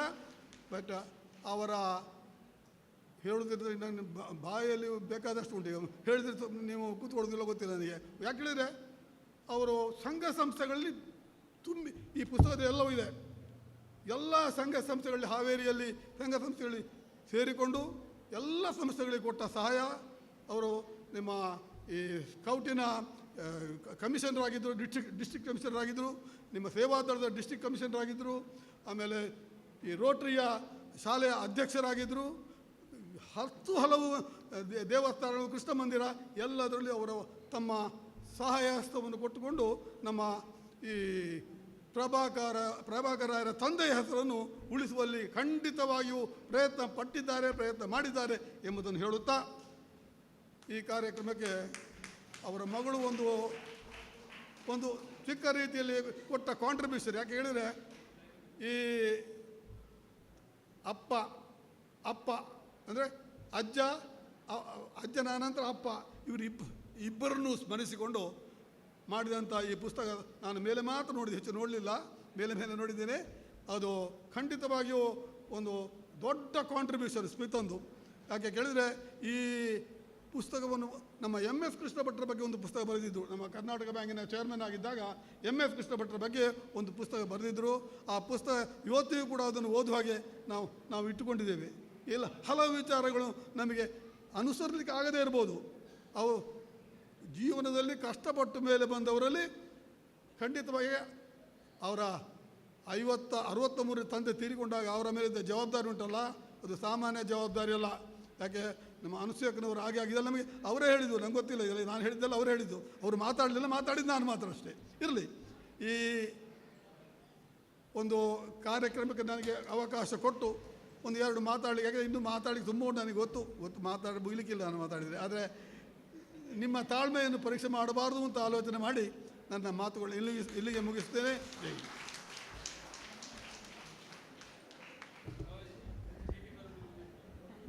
ಅಲ್ಲಿ ತೋರಿಸಿದ ವಿಡಿಯೋ ಈ ಪುಸ್ತಕದ ಫುಲ್ ಮೂವಿದೊಂದು ಟ್ರೈಲರ್ ಆದರೆ ಅದ್ರ ಫಸ್ಟ್ ಹಾಫ್ ಆಲ್ರೆಡಿ ವೆಂಕಟಜ್ಜ ಪೂರ್ತಿ ಹೇಳಿಬಿಟ್ಟಿದ್ದಾರೆ. ಮಾತನಾಡಿದಂತಹ ವೆಂಕಟಜ್ಜಂಗೆ ಧನ್ಯವಾದಗಳು. ಪೂರ್ತಿ ಪಿಕ್ಚರ್ ಗೊತ್ತಾಗಬೇಕಂದ್ರೆ ಎಲ್ಲರೂ ಹೋಗಿ ಪ್ಲೀಸ್ ಪುಸ್ತಕ ಓದಿ. ಹೀಗೆ ಹೇಳ್ತಾ ಈಗ ನೆಕ್ಸ್ಟ್ ಇನ್ನೊಬ್ಬರು ಗಣ್ಯರು ಮಾತಾಡಬೇಕು ಅಂತ ಕೇಳ್ಕೊತೀನಿ. ಅವರು ನನ್ನ ತಂದೆಯಾದ ಕೃಷ್ಣ ಮಂಗಳೂರವರು. ಸಮಯದ ಅಭಾವ ಇರೋದ್ರಿಂದ 2 ನಿಮಿಷದಲ್ಲಿ ಮಾತು ಮುಗಿಸ್ಬೇಕು. ಧನ್ಯವಾದ.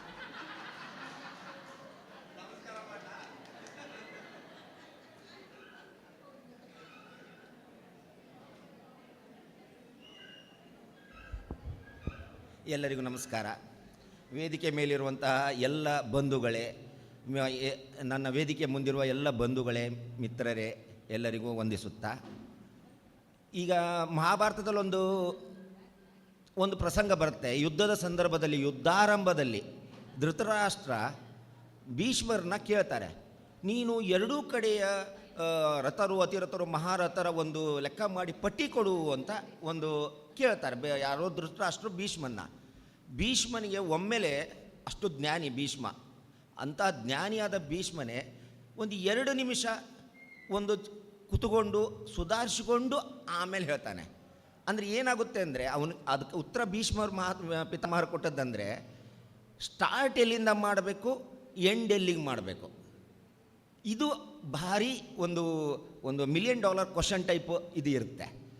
ಆ ರೀತಿಯಲ್ಲಿ ಹೇಳಬೇಕಾದ್ರೆ, ಈಗ ನಾನು ನನ್ನ ಅಪ್ಪನ ಬಗ್ಗೆ ನನ್ನ ದೃಷ್ಟಿಯಲ್ಲಿ ನನ್ನ ಅಪ್ಪ ಅಂತ 2 ನಿಮಿಷ, ನನ್ನ ಮಗಳು ಹೇಳಿದ ಹಾಗೆ ಜಾಸ್ತಿ ಮಾತಾಡಲ್ಲ, ಹೇಳಬೇಕಂದ್ರೆ ನೋ ಡೌಟು ದಾನದಲ್ಲಿ ತುಂಬ ದಾನ ಮಾಡಿದ್ದಾರೆ, ಹಾಗೆ ಮಾಡಿದ್ದಾರೆ, ಹೀಗೆ ಮಾಡಿದ್ದಾರೆ, ಎಲ್ಲ ಒಪ್ತೇನೆ. ಹಾಗಾದರೆ ಪ್ರಪಂಚದಲ್ಲಿ ಅತ್ಯಂತ ಹೈಯೆಸ್ಟ್ ದಾನ ಮಾಡಿದ್ದ ಅಪ್ಪನ? ನಿಸ್ಸಂದೇಹವಾಗಿಯೂ ಅಲ್ಲ. ಇದಕ್ಕಿಂತ ಹೆಚ್ಚಿನ ದಾನ ಮಾಡಿದವರು ಇದ್ದಾರೆ, ಇದಕ್ಕಿಂತ ಹೆಚ್ಚಿನ ಒಂದು ಶಾಲೆ ಇದು ಮಾಡಿದವರು ಇದ್ದಾರೆ. ಹಾಗಾದರೆ ನಾನು ಯಾವ ದೃಷ್ಟಿಯಲ್ಲಿ ನನ್ನಪ್ಪನ ನಾನು ನೆನೆಸ್ಕೋಬೇಕು?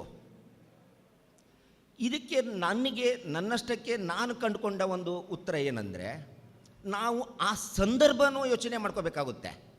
ಉದಾಹರಣೆ ಅಂದರೆ, ಅವರ 16ನೇ ವಯಸ್ಸಿಗೆ ಅವರ ತಂದೆಯವರು ತೀರಿ ಹೋದಾಗ ಕುಟುಂಬದ 6 ಜನ ಮಕ್ಕಳಲ್ಲಿ 5 ಜನರದ್ದು ಮದುವೆ ಆಗಿರೋದಿಲ್ಲ, ಒಂದು ದೊಡ್ಡತೆದು ಒಂದೇ ಮದುವೆ ಆಗಿರುತ್ತೆ. ದೊಡ್ಡ ಅಣ್ಣನ ಅನಾರೋಗ್ಯ, ತಾಯಿ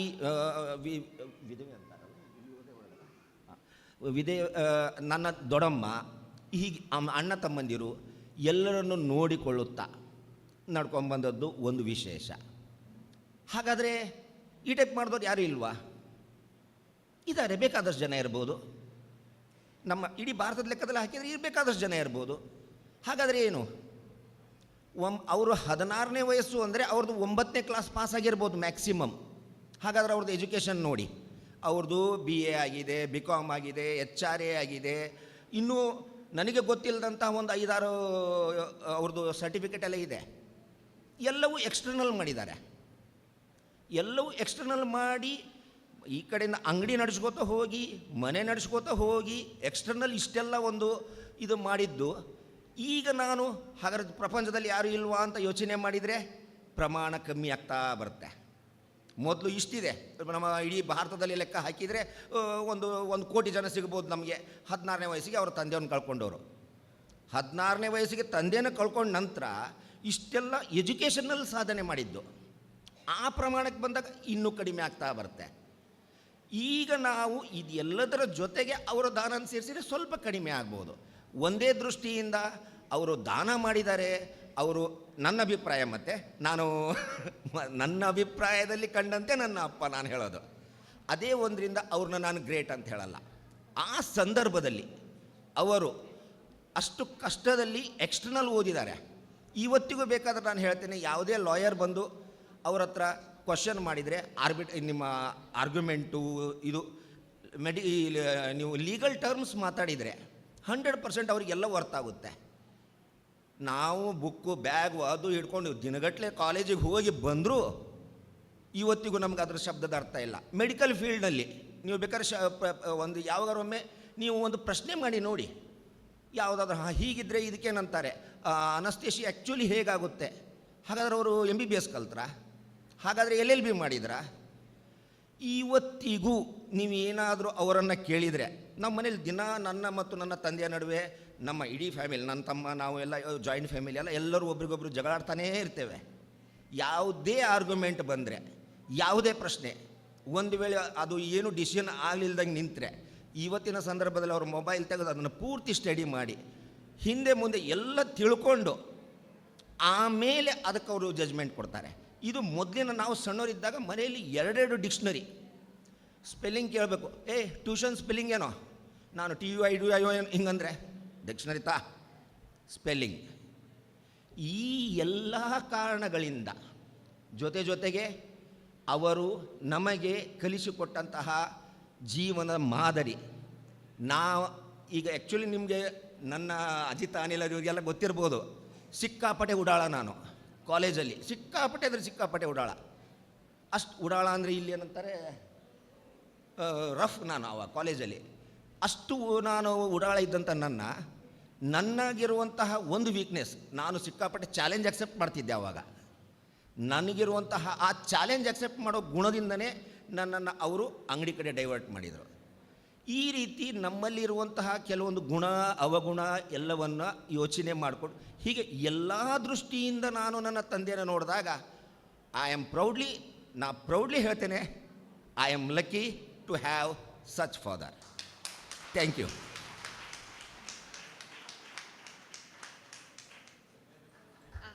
ತುಂಬ ಸುಂದರವಾಗಿ 2 ನಿಮಿಷದಲ್ಲಿ ಮಾತು ಮುಗಿಸಿರ್ತಕ್ಕಂತಹ ನನ್ನ ತಂದೆಗೆ ಧನ್ಯವಾದಗಳು.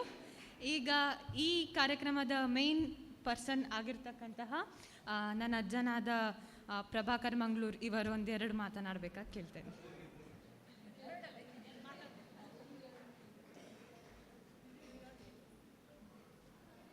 ಸಮಯದ ಪ್ರಜ್ಞೆ ಅಂತ ಹೇಳಿ ಆವಾಗಿನಿಂದನೂ ಹೀಗೇನೋ ಅಂತ ತಿಳಿಸ್ತಾ ಇದ್ದರು. ಸಮಯದ ನಿರ್ಬಂಧ ನಮಗೂ ಗೊತ್ತಾಗ್ತದೆ, ಯಾಕಂದರೆ ನಿಮ್ಮ ಸ್ಟೇಜ್ನಲ್ಲಿ ನಾನಿದ್ದರೆ ನಾನಾದರೂ ಹಾಗೆ ಮಾಡ್ತಾಯಿದ್ದೆ. ವೇದಿಕೆ ಮೇಲೆ ಉಪಸ್ಥಿತಿರುವ ನನ್ನ ಸಮಸ್ತ ಬಂಧುಗಳೇ ಹಾಗೂ ನನ್ನ ಆಪ್ತ ಮಿತ್ರನಾದ ವಾಸಣ್ಣ ಹಾಗೂ ಸಮಸ್ತ ನಮ್ಮ ಎದುರಿಗಿರುವಂಥ ಸಮಸ್ತ ಬಂಧುಗಳೇ, ಹೊಗಳಿ ಎನ್ನ ಹೊನ್ನ ಶೂಲಕ್ಕೆ ಇಳಿಸಿದಲ್ಲ ಅಂಥೇಳಿ ಸರ್ವಜ್ಞವರ ವಚನ. ಹಾಗಾಗಿ ನಾನು ಇದಕ್ಕೆ ಮಾತಾಡ್ದೇ ನನಗೆ ಒಂದು ಸಣ್ಣ ಇದು ನೆನಪಾಗ್ತದೆ. ಪಾಠ, ಒಬ್ಬ ಮಾಸ್ಟರ್ ಇದ್ದರು, ಟೀಚರ್. ಅವರಿಗೆ ಪಾಠದೆಲ್ಲ ಆವಾಗ ಕನ್ನಡ ವಿಷಯ ಎಲ್ಲವನ್ನು ಹೇಳಲಿಕ್ಕಾಗ್ತಿದ್ದಿಲ್ಲ. ಹಾಗಾಗಿ ಅವ್ರು ಏನು ಮಾಡಿದರು, ಎಸ್ಸೆ ಬರೀಲಿಕ್ಕಿತ್ತು ಅವಾಗ 20 ಮಾರ್ಕ್ಸ್ ಎಸ್ಸೆಗೆ. ಅವರು ಎಲ್ಲ ವಿಷಯವನ್ನು ಹೇಳೋ ಬದಲು ಒಂದು ಹೇಳಿದರು, ಏನೇ ಬಂದರೂ ಈ ವಿಷಯ ಬರೀ ನೀನು, ಅದಕ್ಕೆ ಲಿಂಕಾಗಿ 2 ಲೈನ್ ಸೇರಿಸು ಅಂತ.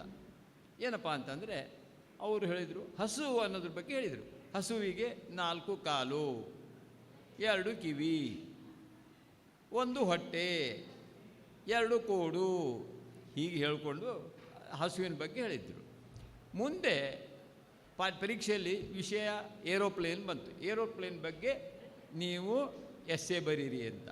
ಆವಾಗ ಅವ ಜಾಣ ವಿದ್ಯಾರ್ಥಿ ಇದ್ನಲ್ಲ, ಅವನೇನು ಮಾಡಿದ, ನಾನು ವಿಮಾನ ಹತ್ತಿದ್ದೆ, ಕೆಳಗೆ ನೋಡಿದಾಗ ಹಸು ಕಂಡಿತು, ಹಸುಗೆ 4 ಕಾಲುಗಳು. ಹೀಗೆ ವಿಷಯವನ್ನು ಇದು ಮಾಡಬೇಡ. ಅದಕ್ಕಿಂತ ಯಾಕೆ ಈ ವಿಷಯ ಹೇಳ್ತೇನೆ ಅಂದರೆ, ನನಗೆ ಬೇರೆ ಯಾವುದು ವಿಷಯ ಹೇಳೋದಕ್ಕಿಂತನೂ ಈ ಐ ಡೊನೇಷನ್ ಬಗ್ಗೆ ಹೇಳೋದ್ರ ಬಗ್ಗೆ ನನಗೆ ಭಾರಿ ಆಸಕ್ತಿ. ತಮ್ಮದು ಬಹಳ ಅಂದರೆ 8 ನಿಮಿಷ ನಾನು ತೊಗೊಳ್ತೇನೆ.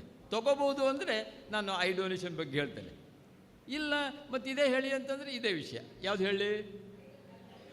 ಐ ಡೊನೇಷನ್ ಬಗ್ಗೆ ಹೇಳಿ. ವೆರಿ ಗುಡ್, ಅದೇ ಬೇಕಾಗಿರೋದು ನನಗೆ. 8 ನಿಮಿಷ, ಅದಕ್ಕಿಂತ ಹೆಚ್ಚು ಮಾತಾಡಲ್ಲ ನಾನು. ಐ ಡೊನೇಷನ್ ಬಗ್ಗೆ ಈಗ ನಾವು ಹಾವೇರಿಯಲ್ಲಿ ಒಂದು ನೇತ್ರದಾನ ಪ್ರೇರಣಾ ಸಂಘ ಅಂತ ಕಟ್ಟಿಕೊಂಡು ಒಂದು 15 ವರ್ಷ ಆಯಿತು. ಈ 15 ವರ್ಷದಲ್ಲಿ ಸುಮಾರು 3,000 ಒಂದು ಜನರು ತಾವು ಮರಣ ನಂತರ ನೇತ್ರದಾನ ಮಾಡ್ತೇವೆ ಅಂಥೇಳಿ ಪ್ಲೆಜ್ ಫಾರ್ಮ್ ಕೊಟ್ಟಿದ್ದಾರೆ. ಕೆಲವರು ಏನು ತಿಳ್ಕೊಳ್ತಾರೆ, ಒಂದು ಫಾರ್ಮ್ ಕೊಟ್ಕೊಳ್ಳೇ ನಾವು ನೇತ್ರದಾನ ಮಾಡಿದ್ವಿ ಅಂತ ಒಂದು ಹೇಳ್ತಾರೆ. ಆದರೆ ಆ್ಯಕ್ಚುಲಿ ಅದು ಪ್ಲೆಜ್ ಫಾರ್ಮ್ ಕೊಟ್ಟಿರ್ತಾರೆ. ಅದರಲ್ಲಿ ಈಗ ಇಲ್ಲಿವರೆಗೆ 170 ಇವರು ಪರ್ಸನ್ಸು ಅವರು ತಮ್ಮ ಮರಣ ನಂತರ ಕಣ್ಣುಗಳನ್ನ ದಾನ ಮಾಡಿದ್ದಾರೆ. 170 × 2 ಹೇಳಿದರೆ 340 ಜನರು ಎಲ್ಲಿಯೋ ಏನೋ ಜಗತ್ತನ್ನು ನೋಡ್ತಾ ಇದ್ದಾರೆ. 340 ಜನ. ಯಾಕೆಂದರೆ ಈ ಕಣ್ಣಿನ ಕೊರತೆ ಇರೋದ್ರಿಂದ ಒಬ್ಬರಿಂದ ಕಲೆಕ್ಟ್ ಮಾಡಿ ಸಂಗ್ರಹ ಮಾಡಿದಂಥ ಕಣ್ಣುಗಳನ್ನು ಇಬ್ಬರಿಗೆ ಜೋಡಿಸ್ತಾರೆ.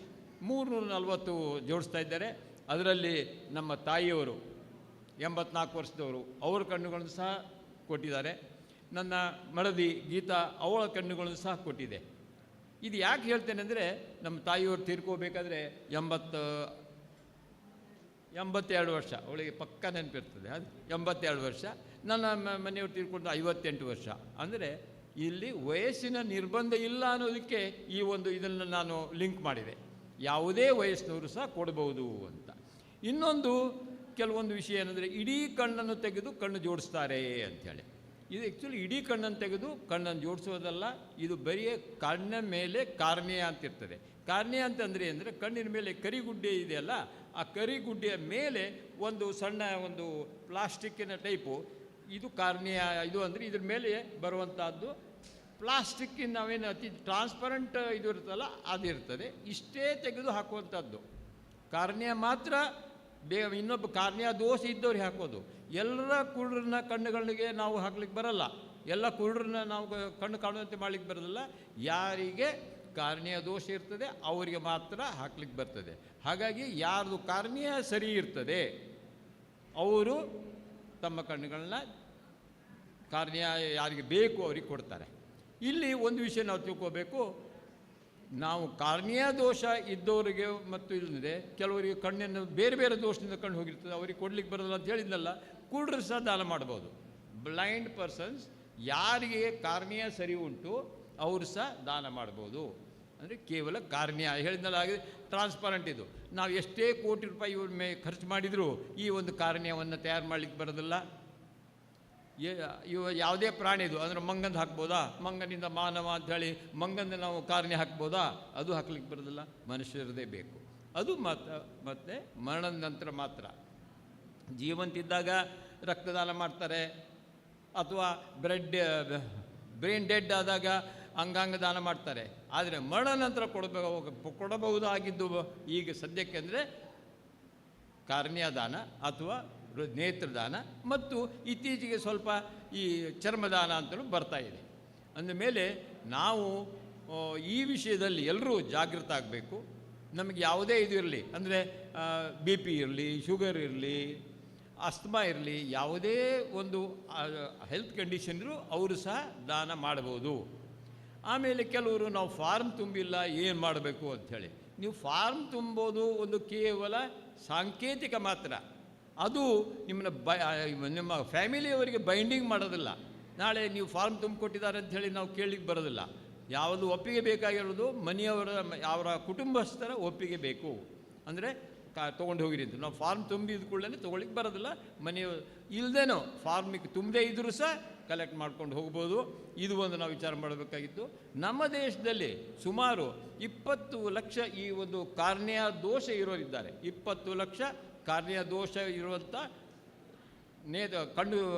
ನೇತ್ರಹೀನರಿದ್ದಾರೆ.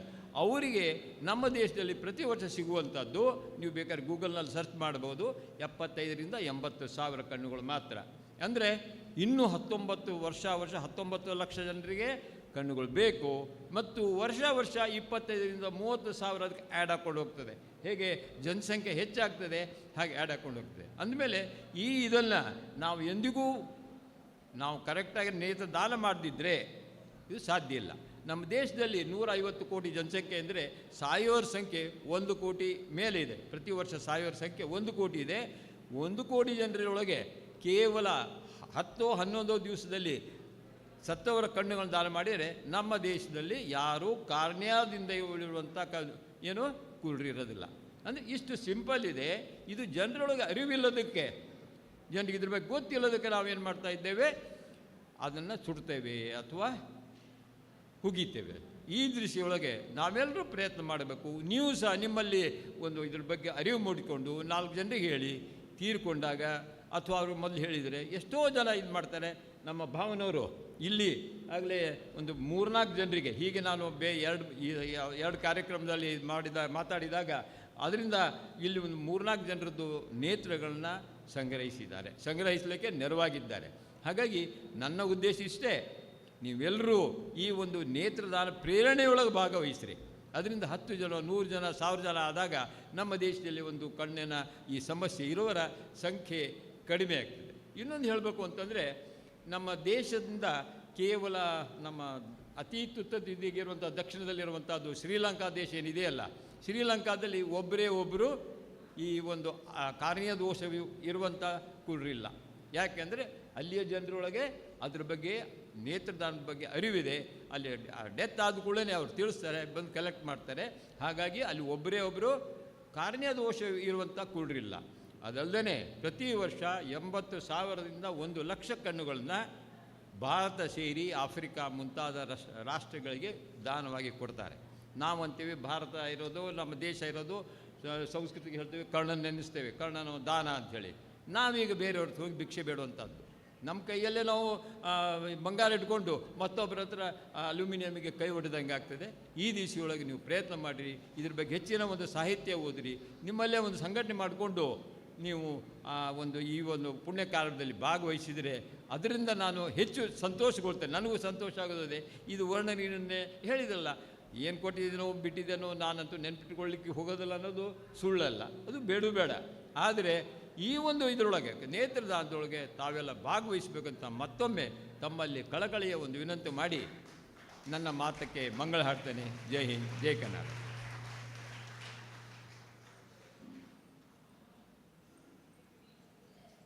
ತುಂಬ ಸುಂದರವಾಗಿ ಈ ಕಾರ್ಯಕ್ರಮದಲ್ಲೇ ನೇತ್ರದಾನದ ಬಗ್ಗೆ ಕೂಡ ನಮಗೆಲ್ಲರಿಗೂ ಮಾಹಿತಿ ನೀಡಿರ್ತಕ್ಕಂತಹ ಪ್ರಭಾಕರ್ ಮಂಗಳೂರು ಇವರಿಗೆ ಧನ್ಯವಾದಗಳು. ಈಗ ನೀವು ಆಗಲೇ ನೋಡಿರ್ತಕ್ಕಂತಹ ಈ ಪುಸ್ತಕದೇನು ಟ್ರೇಲರ್ ಇದೆಲ್ಲ, ಅದಕ್ಕೆ ಧ್ವನಿದಾನ ಮಾಡಿರ್ತಕ್ಕಂತಹ ಗಣೇಶ್ ಕಾಮತ್ ಇವರು ಮೂಡಬಿದ್ರೆಯಿಂದ ಇಲ್ಲಿಗೆ ಬಂದಿದ್ದಾರೆ. ಅವರು ವೇದಿಕೆಗೆ ಬರಬೇಕಾಗಿ ಕೇಳ್ಕೊತೀನಿ.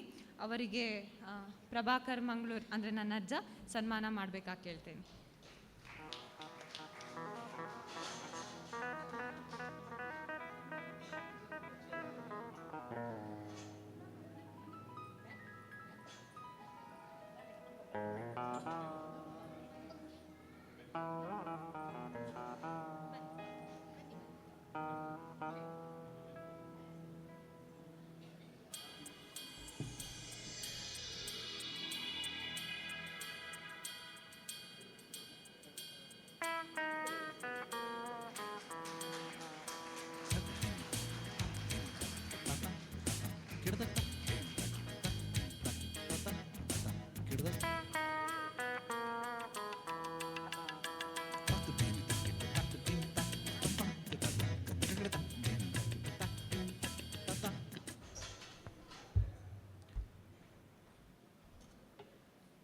ಬಹಳ ಅನಿರೀಕ್ಷಿತವಾಗಿ ಈ ಕಾರ್ಯಕ್ರಮಕ್ಕೆ ಜೋಡಿಸಿಕೊಂಡವನು ನಾನು. ಋಣಾನುಬಂಧ ರೂಪೇಣ ಅಂತ ಒಂದು ಮಾತಿದೆ. ಹಾಗೆ ಎಲ್ಲೋ ಜನ್ಮಾಂತರದ ಬಾಂಧವ್ಯ ಇರಬೇಕು. ಸರ್ ಅವರ ಜೀವನದಲ್ಲಿ 1973 ಮತ್ತು ಕೆಲವು ವಿಷಯಗಳು ನನ್ನ ತಂದೆಯವರ ಜೀವನ ಜೊತೆಗೂ ಕೂಡ ಹೊಂದಿಕೊಳ್ತವೆ. ಅವರ ಕಥೆಗೆ ವಾಯ್ಸ್ ಕೊಡುವಾಗ ನನ್ನ ತಂದೆಯ ನೆನಪು ಕೂಡ ಆಯಿತು. ಯಾಕಂತೇಳಿ ಒಂದೇ ಒಂದು ವ್ಯತ್ಯಾಸ ಅಂತ ಹೇಳಿದರೆ, ನನ್ನ ತಂದೆ ಬದುಕಿರ್ತಿದ್ರೆ ಅವರಿಗೂ ಇಷ್ಟೇ ವಯಸ್ಸಾಗ್ತಿತ್ತು. 47ರಲ್ಲಿ ಹುಟ್ಟಿದವರು, ಆದರೆ 2018ರಲ್ಲಿ ನಾನು ಅವರನ್ನು ಕಳ್ಕೊಂಡಿದ್ದೇನೆ. ಆದರೆ ಈ ಕಾರ್ಯಕ್ರಮದ ಮೂಲಕ ಅವರನ್ನು ಮತ್ತೆ ನೋಡ್ತಾ ಇದ್ದೇನೆ ಎನ್ನುವಂಥ ಮಾತನ್ನು ಹೇಳ್ತಾ, ಒಬ್ಬ ಶಿಕ್ಷಕನಾಗಿ ಈ ಕಾರ್ಯಕ್ರಮದಲ್ಲಿ ನನಗೆ ತುಂಬ ಲಾಭ ಆಗಿದೆ. 8 ನಿಮಿಷಗಳಲ್ಲಿ 108 ವಿಷಯಗಳನ್ನು ಹೇಳುವ ಹಾಗೆ ನೇತ್ರದಾನದ ಬಗ್ಗೆ ಬಹಳ ಸುಂದರವಾಗಿ ಒಂದು ಪಾಠವನ್ನು ಮಾಡಿದ್ದಾರೆ. ಈ ಪಾಠವನ್ನು ಒಬ್ಬ ಶಿಕ್ಷಕನಾಗಿ ನನ್ನ ಮಕ್ಕಳಿಗೂ ಕೂಡ ಮುಂದಿನ ದಿನಗಳಲ್ಲಿ ಖಂಡಿತ ಹೇಳುವ ಮೂಲಕ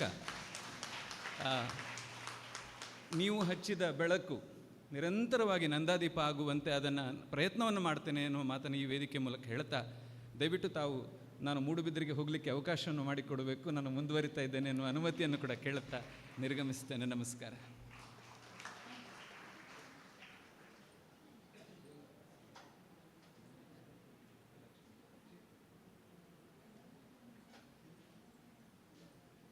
ಸನ್ಮಾನವನ್ನು ಸ್ವೀಕರಿಸಿ ತುಂಬ ಚಿಕ್ಕದಾಗಿ ಚೊಕ್ಕದಾಗಿ ಈ ಕಾರ್ಯಕ್ರಮದ ಬಗ್ಗೆ ಅವರ ಶುಭ ಹಾರೈಕೆಯನ್ನು ನೀಡಿರ್ತಕ್ಕಂತಹ ಗಣೇಶ್ ಕಾಮತ್ ಸರ್ ಇವರಿಗೆ ಧನ್ಯವಾದಗಳು.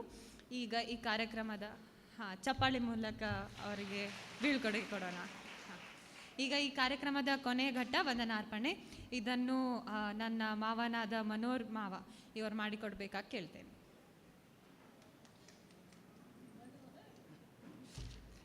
ಎಲ್ಲರಿಗೂ ನಮಸ್ಕಾರಗಳು. ಇಂದಿನ ಈ ಕಾರ್ಯಕ್ರಮದ ಅಧ್ಯಕ್ಷತೆಯನ್ನು ವಹಿಸಿರುವ ಶ್ರೀಯುತ ಪ್ರಭಾಕರ್ ಮಾವ ಇವರಿಗೆ ಧನ್ಯವಾದಗಳು. ಅಂತೆಯೇ ಪುಸ್ತಕ ಬಿಡುಗಡೆಯನ್ನು ನಡೆಸಿಕೊಟ್ಟಿರುವ ಅನುಸೂಯ ಅತ್ತೆಯವರಿಗೆ ಧನ್ಯವಾದಗಳು.